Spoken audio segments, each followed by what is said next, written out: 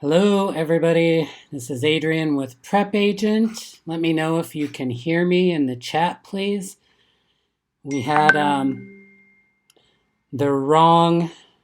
We had last week's webinar keyed to the schedule, and so unfortunately, I think a lot of people are going to take a minute to join us. But just give me a thumbs up if you can hear me, Katerina, if you would. And then we'll get started. Charlie says thumbs up. Awesome. Give me just a moment to finish my setup. Congratulations, Katerina. That's awesome. Was it super stressful or did it go pretty easy?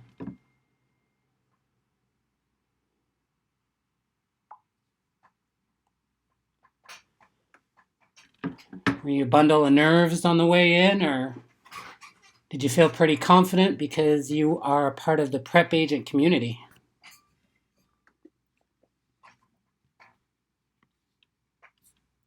It was easy? That is awesome. That's so good to hear. Hopefully that will give everybody who's studying with us today some confidence that they're doing the right things. Have any tips for anybody that's going to be coming on because of our webinars? Well, I'm super appreciative of that. I'm pretty new at these, and so it's kind of a big deal for me to be able to help you guys and to not be stumbling over my own words and all that stuff. Hi, Amber. Hi, Shailene. Joe's not with us today. This is Adrian with PrepAgent, and I'm flying solo. We're going to have kind of a small crew to start out with. It looks like people got the email, and they should start joining us soon. So that's great. Everybody, if you wouldn't mind, take a look at what Katerina said. Everybody give her congratulations for passing her exam. She's giving PrepAgent a lot of credit, but we all know that it's because of her hard work and efforts that she was able to pass. Hi, Michael. Thanks for joining. Let's go ahead and get started a little bit. Yeah, let's give everybody a moment to congratulate Katerina and let a few more people get on.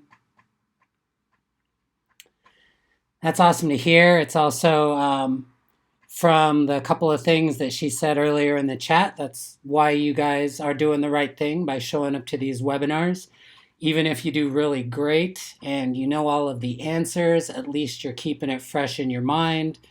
There's one of the great things about being in a community is the accountability partners that we all are for each other, making sure that that we're all showing up and doing our best and getting things right and that we understand. So that's awesome. Super happy for Katerina. So I want to get started with some super basics. The bundle of rights. Why doesn't everybody go ahead and just put in the bundle of rights? What are the bundle of rights that you get with property ownership? And while you're doing that, Ellie mentions that she's taking the exam next week in Colorado, crunching with us for the next few days. That's a great choice. Happy we can be here to help. And good luck with that. You'll do great, I'm sure. So, bundle of rights. If everybody could, just throw up those 5 rights that you get with possession and ownership, with ownership of a property. Sometimes it's easy to forget that possession and ownership are actually different things. Any thoughts on what the bundle of rights are?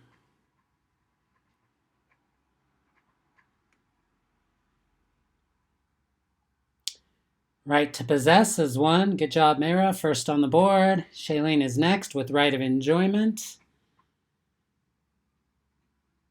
We got 3 to go.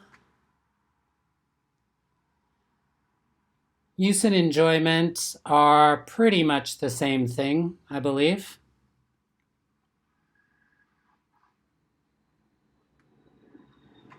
Right to control, exactly. You can control within the law. You can control the use of property. Can't be doing anything illegal on there. Not legally, anyway. The right to sell, we call that the right of disposition. And one more that has to do with you being able to tell who cannot come onto your property. Allie's got it. Right to exclude, exactly. Trespassing signs and all of that. So those are the bundle of rights that you get with ownership of a property. Hi, Erica. We actually just started. Don't worry about that. We got off to a slightly slow start. We had the wrong link up. I know. Looks like you got the right link, and Arthur sent out an email, so we're up to 19 people. We're getting the full crew on board. Let's go ahead and start with some questions while we're here. Oh, no worries, Erica. Happy to have you. Happy you're here. So first on the board is legal descriptions are used in purchase contracts and deeds and must be accurate. All of the following would be considered a good and accurate legal description except A, the lot and block number, B, the property address with full zip code, C, the section, township, and range where the property is located, and D, a description using compass degrees and a point of beginning. What does everyone think on this? Hi, Jay and Marta. Welcome. Glad to have you here. Sorry about the confusing start, but we're ready to roll now. Let's get some property ownership in. We've got at least one person taking the exam next week. We've got one person who passed their exam and is on her way to being a real estate agent, being a business owner. Exciting stuff. All right. Legal descriptions are used in purchase contracts and deeds and must be accurate. All of the following would be considered a good and accurate legal description except the property address with full zip code. The property address isn't considered a legal description, even though it's where we send all our mail. Lot and block, sections, townships, range, and then a description using compass degrees and point and beginning. Those are all accurate legal descriptions. Michael asks, why is the property address with full zip code not a good legal description? And that's because property addresses can actually change, Michael. It's not something we see often, but zip codes and addresses, the numbers, depending on, like if you buy a lot and you've got a huge yard and you build another house on that lot, you're going to have a completely new address in that exact same lot, if that makes sense. So the property description, or the property address, is not considered a valid legal description. Lot and block, section, township, all of that stuff, that's why you have to learn all of that for your real estate exam, because those are the legal descriptions. And you'll see that when you start practicing with deeds and titles as well. Moving on. Which of the following would be found in a business office? A, a trade fixture. B, a fixture. C, none of the other options are correct. And D, an easement. What does everyone think here? Which of these would be found in a business office?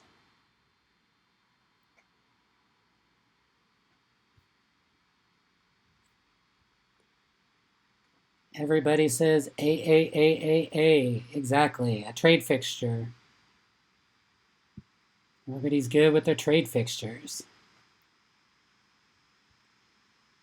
Next up, a fee simple estate is A, a less than freehold estate, B, an estate for years, C, an estate of inheritance, or D, a leasehold estate.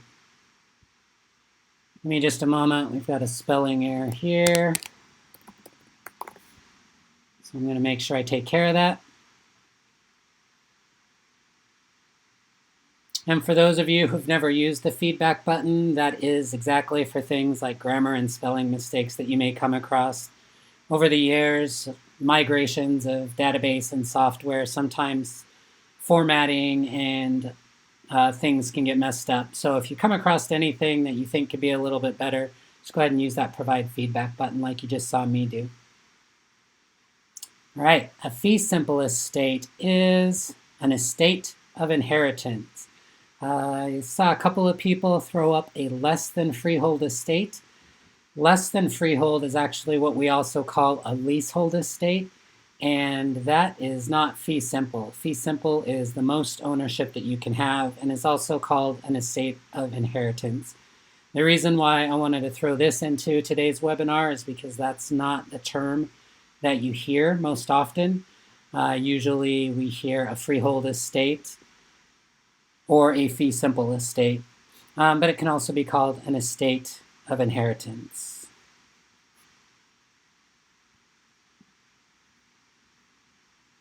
Next up, which of the following would not be considered real property? A, leasehold estates, B, fixtures, C, bearing wall, or D, a house? Kind of just talked about this, so hopefully everybody is on this one. But if not, we'll make sure that when we're done, you will be. Oh, Anne's been dealing with some confusion. Sorry to hear that, Anne. You're studying for real estate. The last thing you need is life to happen. Get in the way. Which of the following would not be considered real property? That's going to be A, leasehold estates. Leasehold estates are generally considered personal property because they attach to the person who has signed on the lease. Drew asks, is this live? Yes, Drew. Sorry if you logged on to the other one. We had a little mix up with our Google Hangout link, but this is the live version, not Memorex. We are rolling live.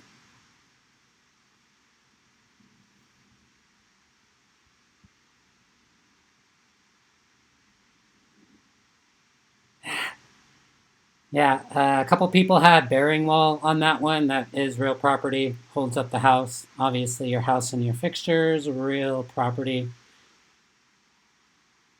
It is important to read the questions completely and carefully, especially on the real exam when they're throwing like really long story problems at you, because things like not and except. Except is usually looking for, all of these are true except. It's usually looking for a false answer. Not is looking for the wrong answer. And we did send an email. Arthur told me he did send an email a little bit late. Sorry about that. But you're here. We're happy to have you.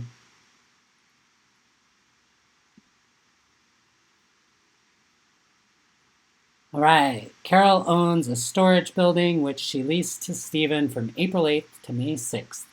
Stephen's interest in the property would be A, personal property, B, all of the other options are correct, C, an estate for years, and D, chattel real, or chattel real. If you're a soccer fan, it's definitely real.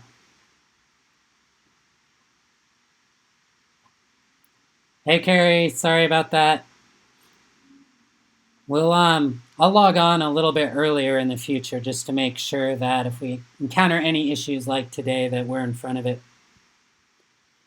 So again, Carol owns a storage building which she leased to Stephen from April 8th to May 6th. Stephen's interest in the property would be an estate for years. Oh, all of the other options are correct. Sorry, I misspoke because everybody else chose estate for years. You confused me. Trusted y'all. An estate for years is a lease. A lease is personal property. Personal property is also chattel real. Nice job, big space biscuit. That's a heck of a name. All of the options are correct. Right? That got all of us. Keep us on our toes right after I was talking about reading everything carefully and completely.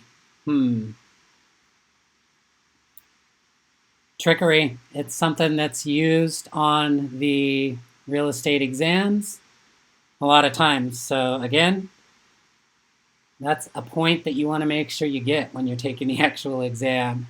Tamika rolls her eyes. I feel you, Tamika. I feel you. All right, let's move on. Let's move on from that one. When private property has been damaged, such as through excessive airport noise or taken by the government for public purposes without formal eminent domain proceedings, what would the property owner initiate to recover just compensation for the taking of the property? A. Writ of execution. B. Inverse condemnation. C. Condemnation. Or D. Injunction. What do y'all think here? And if you noticed recently, Joe and I have been trying to speak a little more slowly when we're reading the questions and then repeat the question before we read the answer. That's because we've gotten some feedback that a lot of people will listen to the replays of the webinars in the car or just be listening to it when they can't watch. And so we want to make sure that it's something that they can follow along with. So our apologies if it's taken us a little bit longer to get through questions, but it's to try and make our content more useful to everybody in all situations. So it's a long one, but I'm going to read it again. When private property has been damaged, such as through excessive airport noise or taken by the government for public purposes without formal eminent domain proceedings, what would the property owner initiate to recover just compensation for taking of the property? Ashley says it better be B. I agree, Ashley. B, inverse condemnation. Good job, everyone. We all got that right. Get us back on track here.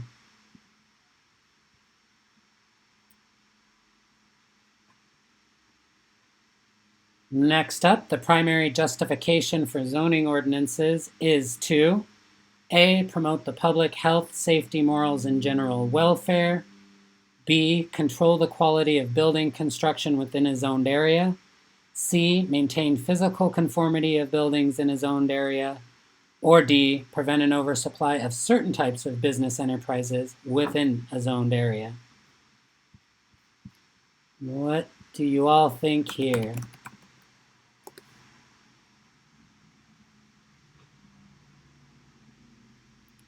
Somebody asked what a writ of execution is. In general, a writ of execution is just a court order to put in force a judgment of possession. So it is with the courts, correct, Mike? Mike/Lisa.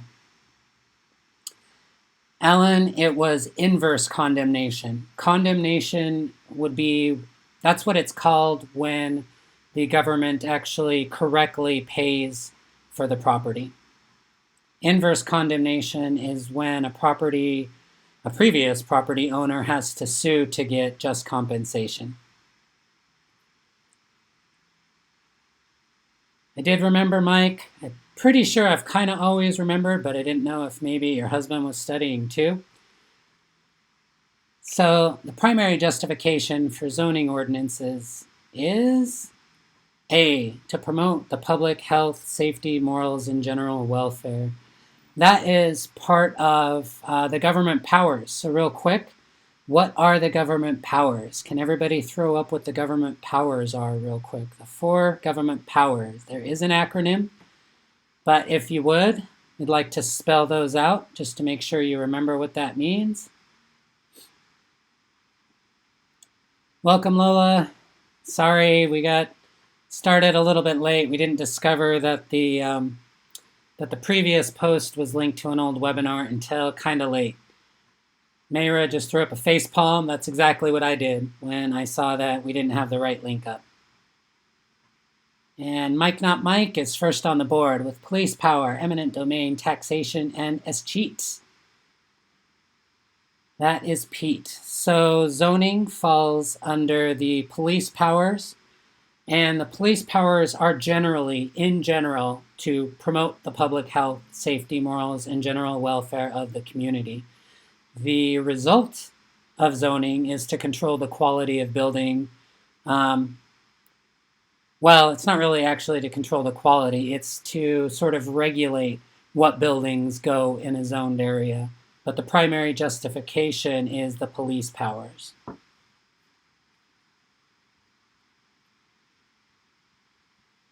Great job, everyone. Let's talk about if you hold an undivided interest in the common areas and a separate interest in a specific unit of an industrial, commercial, or residential building, you would own A, stock cooperative, B, condominium, C, land project, or D, community apartment project. What do you all think here? Welcome, Brian. Happy to have you here on your first webinar. Just dive right in. What do you think the answer is to this one? Just type in the letter of the answer that you think it is. If you hold an undivided interest in the common areas and a separate interest in a specific unit of an industrial, commercial, or residential building, you would own a B, condominium. Great job. Everybody's comfortable with their condominium specifics. Next up, when a tenant voluntarily agrees to vacate a rented property with no intention of honoring future obligations on the lease, this is known as A, notice to quit, B, abandonment, C, unlawful detainer, or D, constructive eviction. Ha! Lisa feels like the Brady Bunch. Marsha, Marsha, Marsha. I get that reference. Plenty old enough to get that one.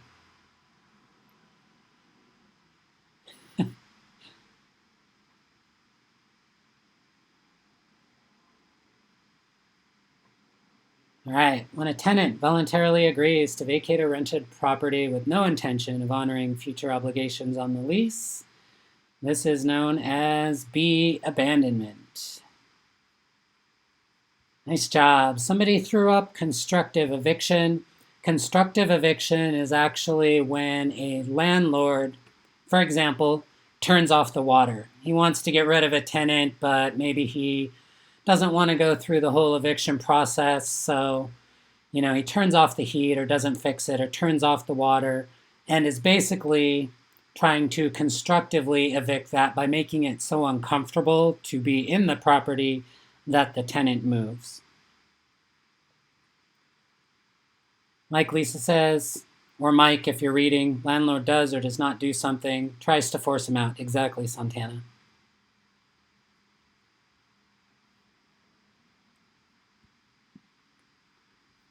All right, let's check our tenancy in common knowledge. In tenancy in common, there is always a unity of A, title, B, interest, C, time, or D, possession. What do you all think here? We are talking tenancy in common.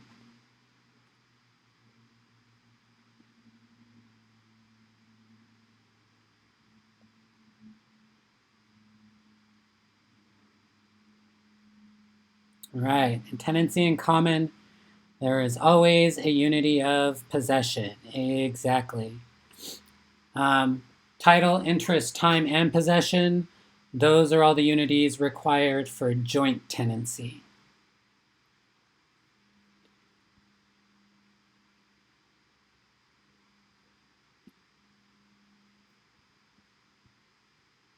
And next up, a development company owned property that the city wanted so that it could extend the runways at the municipal airport. If the company refuses to negotiate with the city, then the city may acquire the property by A, escheat, B, confiscation, C, descent and distribution, or D, eminent domain. Another government power here. Looks like everybody's on track with their government powers. A development company owned property that the city wanted so that it could extend the runways at the municipal airport. If the company refuses to negotiate with the city, then the city may acquire the property by D, eminent domain. Great job, everyone. Nice work. All right. The creation of an easement by prescription is similar to A, adverse possession, B, unlawful detained action, C, police power, or D, accretion. What do you all think here? Creation of an easement by prescription.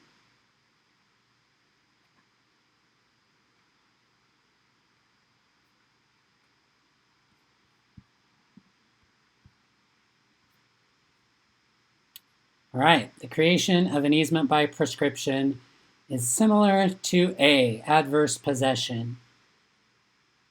Not everybody is sure there. Can anybody tell me what the difference is? So, let me think. Think of the best way to ask this. What I'm looking for is one word that that describes the difference between an easement by prescription, what it pertains to, and what adverse possession pertains to. What do you think? Well, Mike, Lisa, stealing is one way. Yeah, I can't really think of a really clean way of asking that. Oh, Charlie got really close, though. An easement by prescription gives you the right to possess a certain bit of land for a particular reason. Adverse possession gives you the right to own a particular plot of land. There you go, Jacob. Taking the property versus using the property. But how they come about is very similar.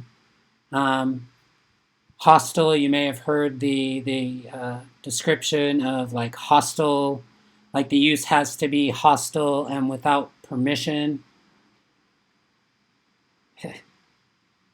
I'm all over the place too, Mike / Lisa. I feel you. Notorious, yes, that's what I was thinking of. Thank you. All right, let's move on from that one. I need to do a little bit more studying myself there.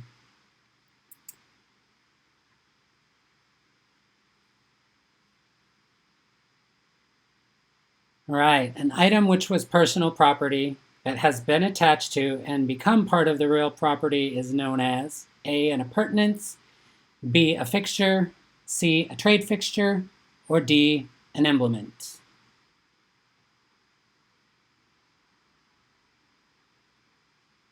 Hopefully a nice easy one to get us back on track. Kind of a crazy Thursday. I knew I should have gotten one of Joe's super special triple shot lattes before this. All right. An item which was personal property but has been attached to and become part of the real property is known as B, a fixture. Nice work, everyone. We're back on track. So, let's attack a big story question. A development company owned property that the city wanted so that it... Oh, I already did this one, so let's not do that one. I already did this one. Good gravy. This is ridiculous. So I'm going to skip down several more. Thanks, Charlie. Not really stressing, but focus. Focus, Danielson. Focus is key. Many states determine the order of water rights according to which users of the water hold a recorded beneficial use permit. This allocation of water rights is determined by A, accretion, B, riparian theory, C, littoral theory, or D, the doctrine of prior appropriation.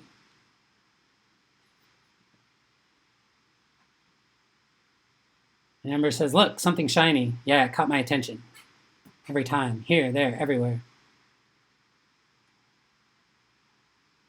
All right, what does everybody think here?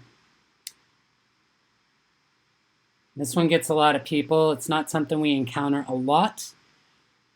Many states determine the order of water rights according to which users of the water hold a recorded beneficial use permit. This allocation of water rights is determined by D, the doctrine of prior appropriation. This is mostly applicable in states where water is scarce and it dates like way back. And it's so like Colorado, Arizona, Nevada, California, you're going to encounter the doctrine of prior appropriation there. And it's basically a first come, first served type of thing. So if you recorded a beneficial use permit first, then you get first rights to water. And if it runs out before the next guy, sorry.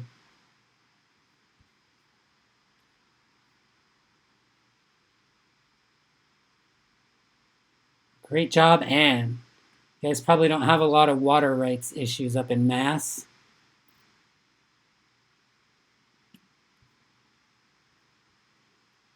Oh yeah, Alan mentions riparian is moving water. Littoral is, it's not really standing water because it also includes seas and oceans.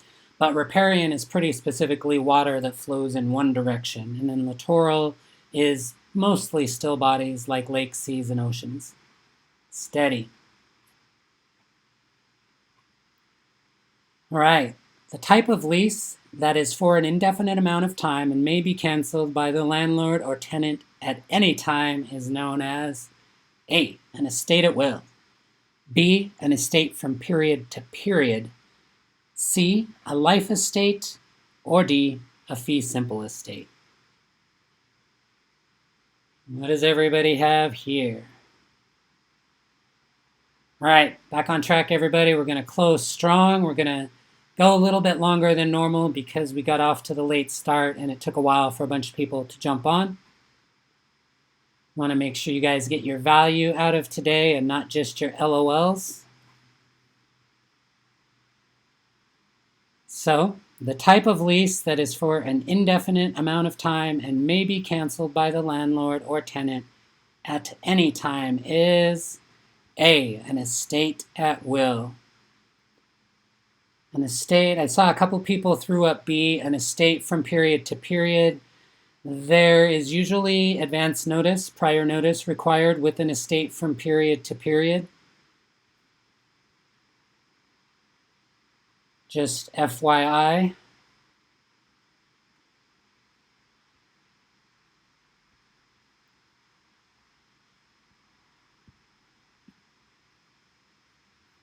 All right, I'm going to try another tricky one. Personal property includes all of the following, except, remember what we're looking for when we say except, A, fructus industrialis, B, chattels, C, emblements, or D, fixtures. Excuse me, D, fixtures. Does everybody think here? Personal property includes all of the following except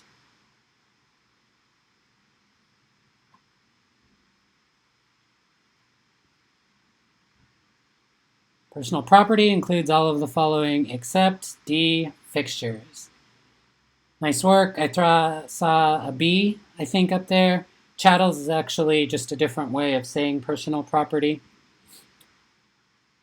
For those curious, fructus industriales are basically a type of crop. I think it's like Latin for industrial fruits or something like that. Farmed fruit rather than naturally grown. Or excuse me, rather than wild grown. Great job, everybody. Sorry, Ann. I'll try and hurry up. Definitely need to see if that guy keeps going. That's kind of a crazy deal with him. Like, who would have thought a gambler? Gambler is killing it up there. I don't think fake fruit, Anne. I think real fruit, but like farmed fruit.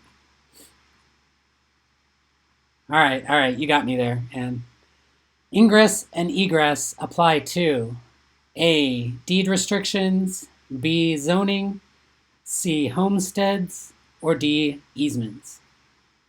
Ingress and egress.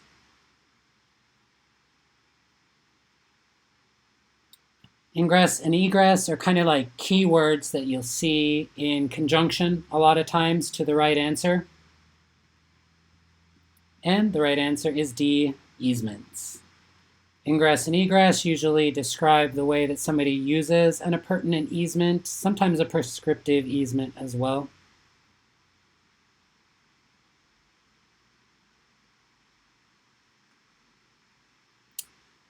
Lola asks, why is it fixture? Thought it was personal that becomes real property.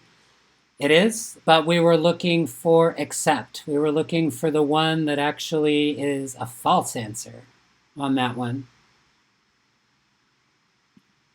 Right, this one I hear about in question feedbacks a lot too. What does the term short rate refer to?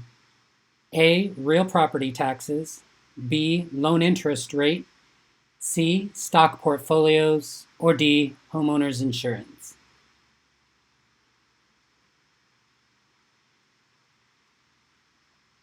What does everybody think here? Short rates.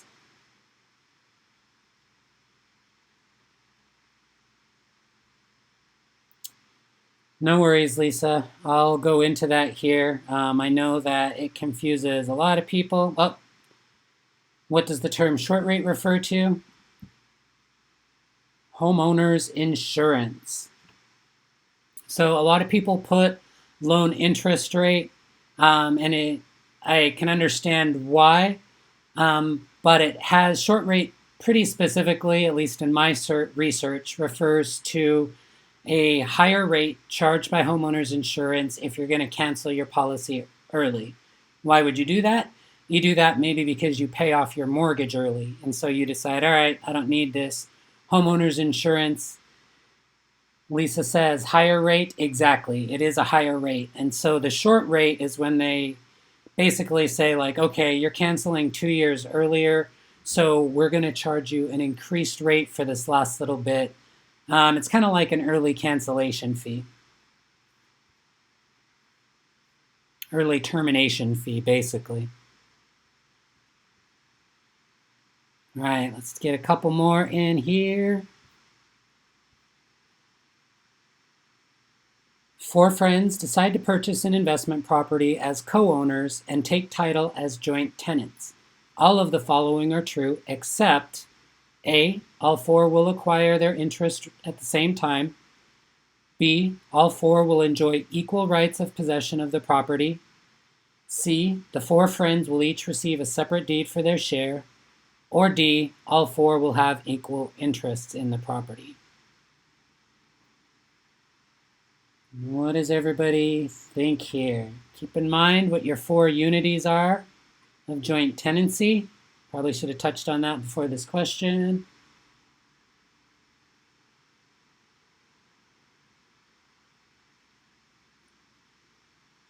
Jacob threw it up there. T-tip, exactly.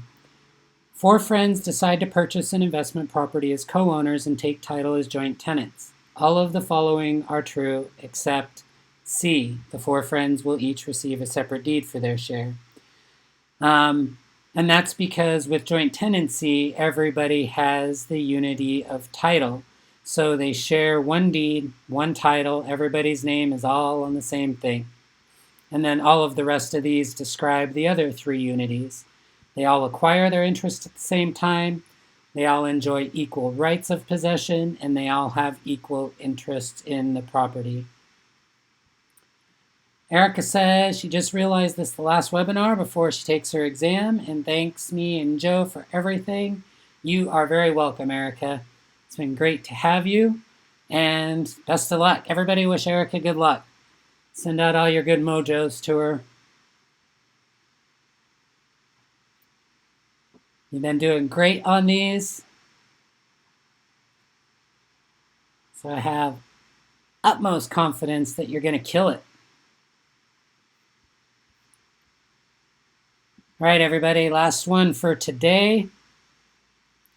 Legal descriptions are used in purchase contracts and deeds and must be accurate. All of the following, wait, we did this one already. Let me find one more to throw out to you guys that we didn't do.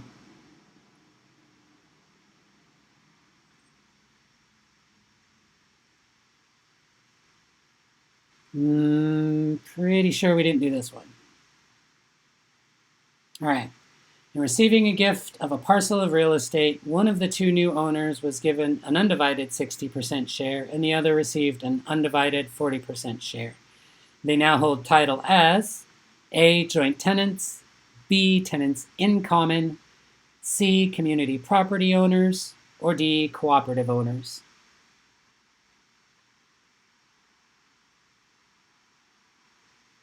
What does everybody think here? Again, Erica, you're welcome. Best of luck.